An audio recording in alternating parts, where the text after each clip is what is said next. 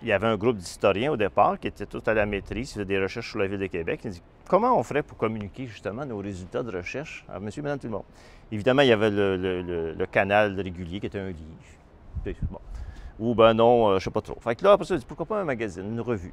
Capot Diamant, c'est une revue d'histoire du Québec qui s'adresse au grand public. On s'intéresse à tous les phénomènes, à toutes les époques et à toutes les questions.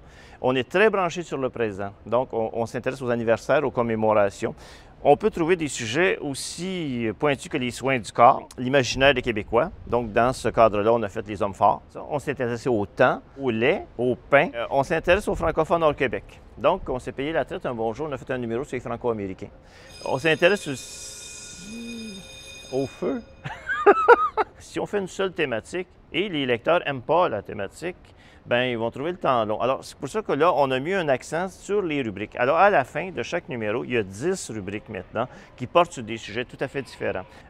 L'histoire, ben on sait que c'est important. Comme diraient les autres, si vous voulez savoir où vous allez, il faut que vous sachiez d'où vous venez pour ne pas exactement commettre les mêmes erreurs. Avec l'expression « il n'y a rien de nouveau sous le soleil », c'est bon. Donc, pour je sais pas, prendre de bonnes décisions, savoir expliquer la situation actuelle, de comment telle famille est, comment on est, comment le village est ou la ville est, telle situation politique. Donc, ça prend un peu un arrière, une culture. Et l'histoire du Québec donne ça et la revue apporte ça. Et comme ça s'adresse au grand public, c'est du contenu vulgarisé.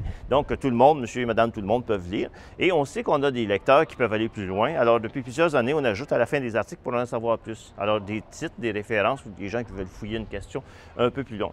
On est dans une civilisation de l'audiovisuel. Évidemment, nos textes sont toujours très fortement appuyés par les images. Et on sait que les professeurs, les enseignants, les gens qui font de la recherche, qui font des expositions, alors le visuel qui est en Capot Diamant est très, très consulté puis très demandé. C'est pour ça que depuis quelque temps, on a mis sur pied une banque d'images à Capot Diamant que les gens nous demandent, consultent assez souvent. Ouais.